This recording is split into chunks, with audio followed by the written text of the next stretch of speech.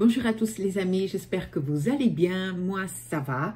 On se retrouve aujourd'hui pour une petite vidéo de réponse aux commentaires. J'ai noté quelques questions et c'est parti.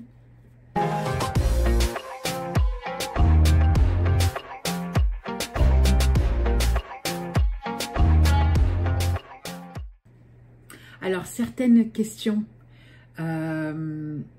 sont assez anciennes. J'ai du retard dans les commentaires. Certains je réponds, d'autres je mets le pouce et le petit cœur. Et donc certaines questions, je me suis dit que ça méritait une réponse. Des fois j'ai des questions idiotes. Et des fois j'ai des questions pertinentes. Donc, allez, c'est parti. Donc là, par exemple, c'est Nana qui me demande, les poubelles tombent en panne à la même période. Alors, ce qu'il faut savoir, c'est que le bled, il est tout petit. Et il y a 3 ensembles de poubelles éparpillées par le bled. C'est tout, d'accord? Dans chaque site, il y a la poubelle des ordures ménagères. Il y a le plastique, le carton, le verre. Et je crois que c'est tout. Voilà. Et ça sur 3 sites différents. Alors, s'ils sont tombés au panne en même temps, je n'en sais rien. Je sais juste que dans le site où je vais, moi, celui plus près, il y a 2 poubelles d'ordures ménagères. Et ça faisait genre 2 ou 3 semaines que la première poubelle était en panne. Et donc, la deuxième est tombée en panne genre 2-3 semaines après. Et que quand on se déplace vers un autre site, la poubelle, celle-là, était déjà marquée comme en panne. Alors, est-ce pratiquement en même temps, on ne sait pas. Voilà.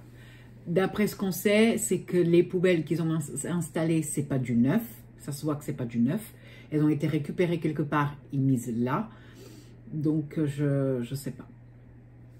Mais avant qu'ils installent ces poubelles semi-enterrées, la moitié du bled n'était pas d'accord, justement parce qu'ils savaient que ça allait arriver, ce genre de truc allait arriver, ou alors que les poubelles allaient être pleines avant que le camion vienne les vider. Enfin bref, comme c'est déjà arrivé pour le verre, par exemple, un jour on se pointe avec le verre et bah, c'est plein à craquer, on ne peut rien faire, voilà.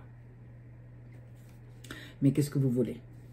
Moi, je dis que c'est un peu la faute à ceux qui gardent le verre, genre ils vident qu'une fois par mois et quand ils viennent avec des caisses. Parce que l'autre jour, j'en ai vu, le mec, il est venu avec sa camionnette du boulot et dedans, c'était rempli de caisses. Donc, à lui seul, il a rempli le truc. Donc, si on y va toutes les semaines ou tous les 15 jours, ah ben voilà. Et après, ils se plaignent. Parce que ça, c'est le genre de personnes qui se plaignaient. Voilà. Qui ne voulaient pas la poubelle, justement, parce que, oui, ça va être plein, mais c'est toi qui l'as rempli. Voilà, bref. Après, il y a Rose Juillet qui me demande, est-ce que c'est la même contenance, les boîtes de thon? Quand j'ai vu qu'il y avait une différence de prix entre les boîtes de thon au drive et les boîtes de thon en magasin. Alors, oui, c'est la même contenance. Parce que si au drive, on te vend une boîte de thon à 98 centimes ou à 99, je ne sais même plus maintenant, et qu'en magasin, elle est à 1,03 €, à 3 centimes de différence, la contenance, c'est la même. Tu peux pas mettre 50 grammes en plus et augmenter que de 3 centimes. Donc, oui, je ne suis pas bête. Donc, c'est la même contenance, sinon je ne l'aurais pas dit. Voilà. Ensuite, Angélique qui me demande, tu nous diras si la sauce samouraï est bien. Eh bien, écoute, moi qui ne supporte pas tout ce qui est épicé, je m'attendais à ce que la sauce samouraï soit vraiment me pique la bouche, voilà, parce que j'aime pas ça. Eh bien, non. Ça pique légèrement. Pour moi, qui je suis assez sensible, ça me piquait légèrement, mais franchement, ça va. Pour mon chéri et mon fils, c'est que eux, ils ont l'habitude du épicé, ils disent que non. Mais sinon, oui. Bah, la sauce, on l'a déjà terminée, de toute façon. Parce que vu la contenance, bah, il fallait la manger vite parce que bah, on avait peur que ça périme une fois ouvert, que ça tienne pas. Il y a des sauces, une fois ouvert, elles tiennent pas longtemps. Donc, nous, on avait peur. Ensuite, Mickey, concernant les courgettes, tu vas les mettre en bocaux ou tu vas faire du, du relish. Alors, je savais même pas qu'est-ce que c'était cette histoire de relish. Je sais même pas si c'est comme ça que ça se dit ou ça se prononce, je sais même pas. Bah, j'ai cherché, apparemment c'est une sorte de sauce. Non, je ne vais pas faire ça. Les bocaux, j'en ai déjà fait, mais je crois que je les ai loupés. Je crois que je vais les jeter parce que, ou alors, si ça fait le sploc, peut-être que ça marchera, sinon, je ne sais pas. Sinon, je vais surtout, alors, elles tiennent un peu là, hein, donc pour faire des poêlés, etc., c'est bien de les garder comme ça, mais une bonne partie, je vais les râper, je vais les congeler, et ça servira pour faire des gâteaux, des flans, des soupes, enfin voilà. Pas pour des poêlés, parce qu'une fois congelé, après, bah, c'est rempli de flotte, quoi. Mais du relish, non, ça me dit rien, ça ne me parle pas. Bon, l'autre jour, j'ai fait un gazpacho de courgettes. Alors, c'était différent, c'était quelque chose qu'on n'avait jamais mangé. Mais on a bien aimé. Voilà, c'était frais. Franchement, mais voilà, c'est pas le genre de truc à manger tous les jours. Il faut que je modifie la recette. Parce que dans la recette que j'avais vue, il y avait du vinaigre dedans, du vinaigre balsamique. Et mon fils, cet arrière-goût de vinaigre, il n'a pas aimé. Donc, je vais enlever. Voilà. Après, ça dépend de la recette. Vous allez me dire, oui, mais c'est pas comme ça qu'on fait. Bah, j'ai suivi une recette, les amis. Donc, je ne l'ai pas inventée. Donc, arrêtez de me dire que c'est pas comme ça qu'on fait les choses. Quand je fais les choses, je les fais parce que j'ai vu une recette. Ah, putain, des fois, vous n'êtes pas sympa. Hein. C'est d'ailleurs pour ça que j'ai arrêté de faire les recettes. Voilà. J'en ai une que j'ai filmée, c'est la daube de congre. J'ai filmé, mais je ne l'ai pas montée et je ne sais même pas si je vais le faire. Parce que je sais qu'il... Je ne sais pas pourquoi, j'ai ce pressentiment que je vais avoir des commentaires de gens. C'est pas comme ça qu'on fait une daube. J'ai suivi une recette. Voilà. Ensuite, il y a 2 questions de fun. Alors, as-tu aimé les roll mops? Ouais, j'ai adoré. J'ai adoré. J'en ai racheté. Je ne sais pas si tu as vu dans les retours de course, j'en ai racheté. Et en fait, j'adore. Et en fait, je viens de me rendre compte que j'adore trop les cornichons. C'est quelque chose qu'avant, je ne mangeais jamais. Je disais que j'aimais pas et tout. Et franchement, j'adore. J'adore, j'adore. Et c'est marrant parce que j'avais noté, juste à côté de la question de fun, j'avais noté anecdote mouche, mais là, je sais pas, c'est quelque chose à voir avec les roll mops. Mais là, franchement, je vois pas du tout qu'est-ce que je voulais dire par là. Je vois pas. Bon.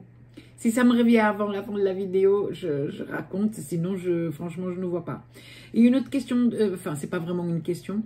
C'est, tu nous diras si le fromage corse est bon. Alors oui, il est bon, mais je ne suis pas objective parce que moi, j'adore toutes sortes de fromages.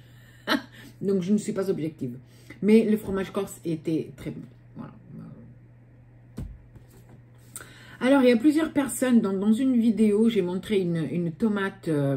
tomate jaune, et j'ai dit que la tomate c'était une cœur de bœuf jaune, et plusieurs personnes, ah oui, alors j'ai dit c'est une cœur de bœuf jaune,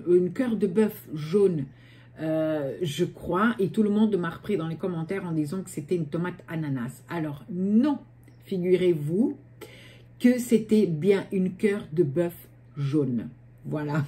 Je ne suis pas folle, surtout que après vérification, j'avais marqué à l'écrit dans la vidéo si, genre quand j'ai dit je ne suis pas sûre, j'avais marqué si ou un truc du genre. Donc, les amis, parce que quand je suis pas sûre, quand je tourne une vidéo, que je dis quelque chose que je suis pas sûre, au moment où je mets les prix, je vérifie dans le ticket de caisse. Et donc, si au moment, j'avais dit cœur de bœuf jaune, c'est qu'à un moment donné dans le magasin, j'avais vu l'étiquette.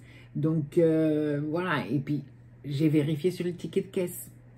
Faut pas pousser mémé dans les articles quand même, hein.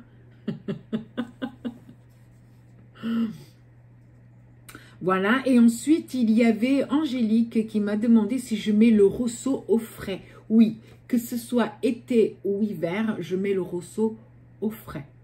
Alors, tu peux ne pas le mettre au frais, mais y ajouter un glaçon dedans. Mais après, il y a de la flotte. Voilà, c'est l'inconvénient. C'est qu'après, il y a de la flotte. Moi, je le dilue déjà dans de la limonade. Voilà, parce que j'aime bien le mélange et comme ça, t'as pas l'impression de boire de l'alcool, quoi. Mais sinon, oui, je mets le rousseau au frais. Été ou hiver, c'est pareil. Donc voilà les amis, c'était les questions que j'avais notées pour le moment. Je pense que j'ai répondu assez clairement. N'hésitez pas à poser les questions lors des vidéos, etc. Je trouverai un petit moment pour répondre. Il n'y a pas de souci. Donc, je ne sais toujours pas c'est quoi cette histoire d'anecdote. C'était anecdote. C'est pour ça que j'avais anecdote mouche. Je sais pas. Si ça revient, je l'intégrerai à la vidéo, sinon, tant pis. Donc, les amis, j'espère que cette vidéo vous a plu. N'hésitez pas à liker, à vous abonner et activer la petite cloche. Moi, je vous fais plein de gros bisous. Et à la prochaine vidéo. Bye bye.